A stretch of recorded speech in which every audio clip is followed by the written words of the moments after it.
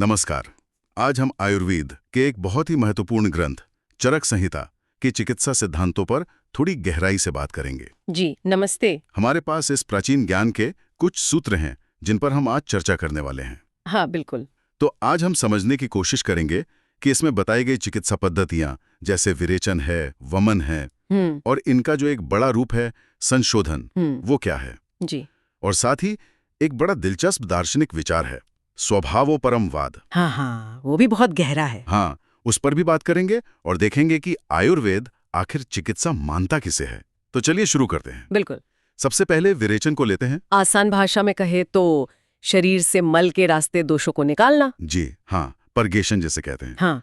तो सूत्र बताते हैं कि कुछ खास लक्षणों में इसकी जरूरत पड़ती है। ये कौन सी स्थितियां हैं और क्यों जरूरी है विरेचन इनमें? हाँ, तो चरक सूत्र में बताया गया है कि कुछ विशेष शारीरिक और मानसिक लक्षण भी कह सकते हैं जब दिखें तो विरेचन बहुत फायदेमंद होता है। अच्छा, जैसे शरीर में भारीपन सा लगना मतलब गौरव, या फिर एक जकड़न या चिपचिपाहट सी महसूस होना जिसे स्थैमित्य कहा है। बहुत आलस आना, कब्ज रहना मतलब मलसंग, खाने का मन ना करना अरुचि, या फिर सामान्य कमजोरी लगना, शक्तिहीनता सी, क्लैब्य या दौर्बल्य, खाना ठीक से पच नहीं रहा, अविपाक है, या शरीर में बलगम बहुत बन रहा है, श्लेष्म प्रसेक। अच्छा, तो ये सारे लक्षण दिखाते हैं कि शरीर में कुछ गड़बड़ है, खासकर पित्त दोष बढ़ा हुआ है और उसे बाहर निकालना जरूरी है। तो ये मुख्य रूप से बढ़े हुए पित्त को टारगेट करता है। बिल्कुल, विरेचन का मुख्य काम ही बढ़े हुए पित्त दोष को शरीर से बाहर निकालना है। लेकिन हाँ, एक बात और है। क्या?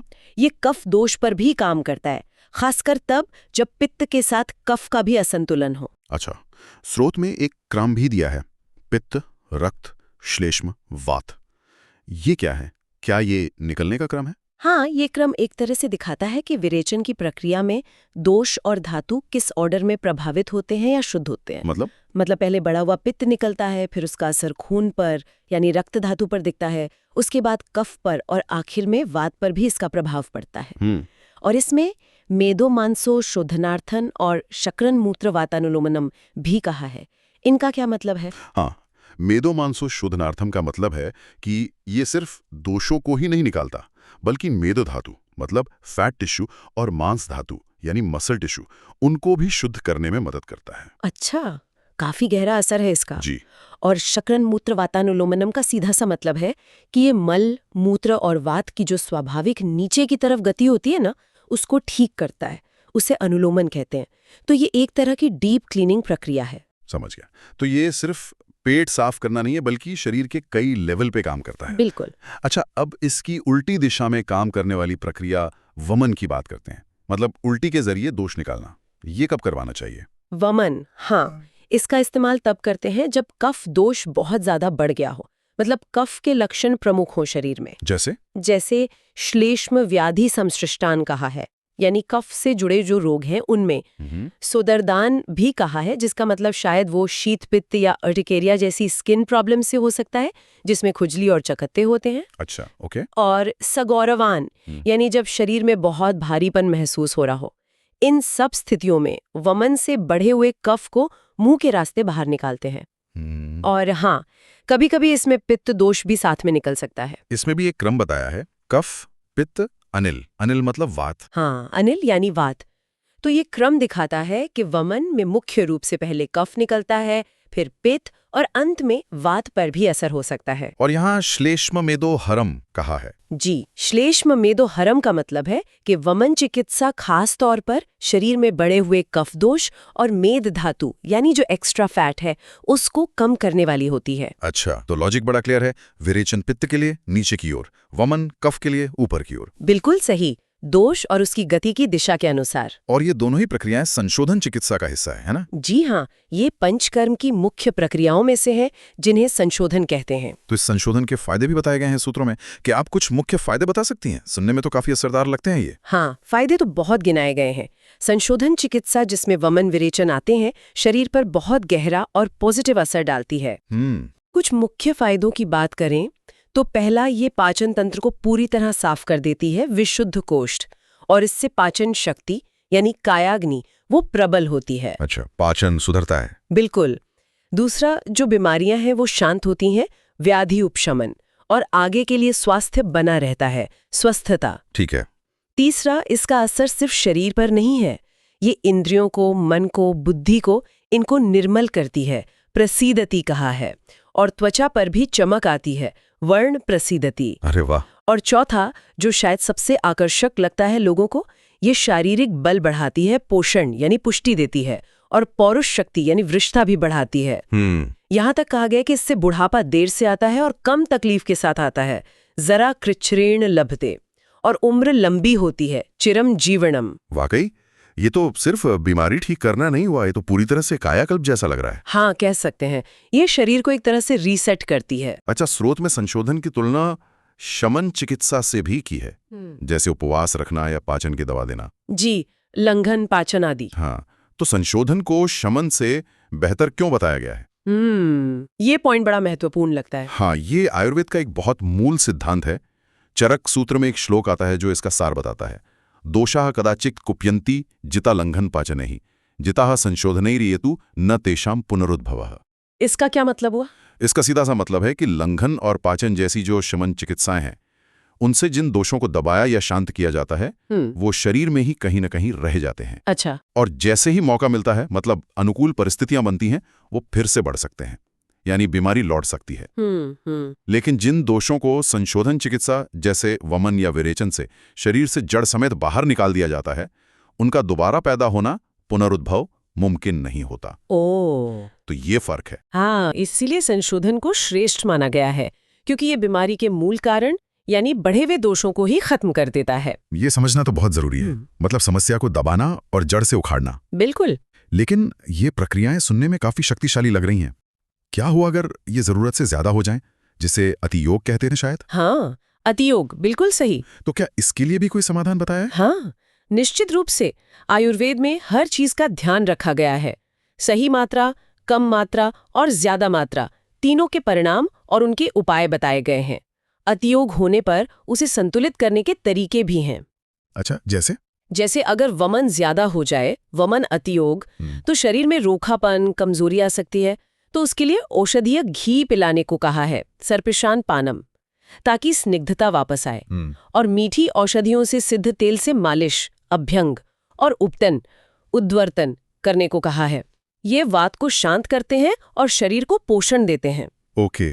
और विरेचन ज्यादा हो जाए तो? अगर विरेचन ज्यादा हो, विरेचन अतियोग, तो उसमें भी शरीर में रूखापन, कमजोरी बढ़ सकती है। उसे ठीक करने के लिए भी स्नेहन, मतलब घी या तेल देना, ऐसी क्रियाएं करते हैं ताकि बढ़ी हुई रुक्षता कम हो। वैसे एक खास स्थिति का भी जिक्र है, जहां शायद किसी वजह से बहुत ज्यादा स्निग्धता हो गई हो, तो फिर से हल्का शोधन करने को कहा है। लेकिन आमतौर पर सिद्धांत यही है कि अतियोग से जो गुण बढ़ गया है, उसे उसकी उल्टे गुणों वाली चिकित्सा से बैलेंस किया जाए। तो मतलब इन शक्तिशाली प्रक्रियाओं के साथ पूरी सावधानी और संतुलन का भी ध्यान रखा गया है। बिल्कुल, बिना उसके ये चिकित्सा अधूरी है। अब तक हमने ये सक्रिय चिकित्सा की बात की, लेकिन स्रोत में एक बहुत ही रोचक सा दार्शनिक सिद्धांत भी है, स्वभावोपरमवाद। ये क्या चीज है और इसका चिकित्सा से क्या लेना देना है? हाँ, स्वभावोपरमवाद ये आयुर्वेद दर्शन का एक बहुत गहरा और सोचने वाला पहलू है। ये एक अलग नजरिया पेश करता है। कैसे? चरक सूत्र कहता है, स्वभावान्नोपरमन्ते भावाः कारणांतरात् परंत्वेके। इसका मतलब है, कुछ दार्शनिक ऐसा मानते हैं कि भाव यानी कोई भी वस्तु या अवस्था वो अपने स्वभाव के कारण, मतलब अपनी अंदरूनी प्रकृति के कारण ही उपरम होती है। उपरम मतलब? शांत होती है या नष्ट होती है।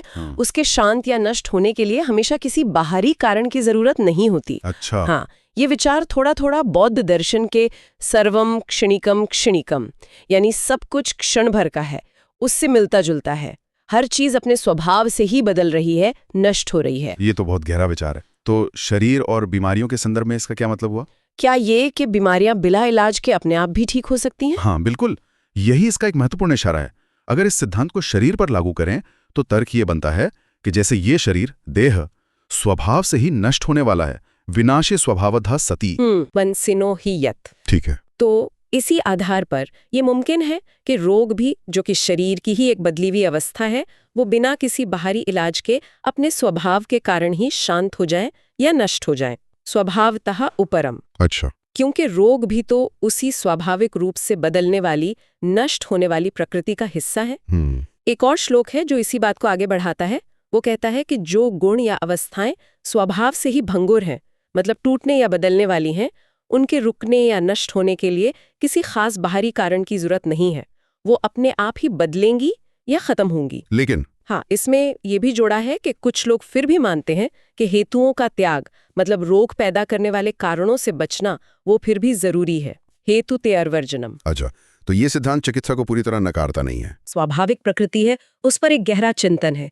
ये हमें याद दिलाता है कि प्रकृति का अपना रोल है जो हमारी सक्रिय चिकित्सा के साथ साथ चलता है। ये वाकई एक कमाल है कि आयुर्वेद में शारीरिक इलाज के साथ साथ इतना गहरा फिलोसॉफिकल थॉट भी है। जी, यही इसकी खासियत है। तो इन सब बातों का ध्यान में रखते हुए आखिर में चरक संहिता चिकित्सा को परिभाषित कैसे करती है?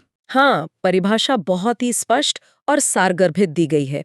या भी क्रिया भी जायन्ते शरीरे धातवः समा सा चिकित्सा विकाराणाम कर्मत्तद भिषजामतम। इसका सीधा मतलब क्या हुआ? सीधा सा मतलब है जिन क्रियाओं या इलाजों से शरीर में धातुएं यानी जो शरीर को बनाती हैं और चलाती हैं, जैसे रस, रक्त, मांस वगैरह, वो सम अवस्था में आ जाएं। सम अवस्था मतलब अपने प्राकृतिक संतुलन और स्वास्थ्य की स्थिति में। तो जिन क्रियाओं से धातुएं सम अवस्था में आती हैं, वही क्रिया रोगों यानी विकारों की चिकित्सा कहलाती है। अच्छा, चिकित्सा के उद्देश्य क्या बताए हैं? स्रोत दो मुख्य उद्देश्य बताता है।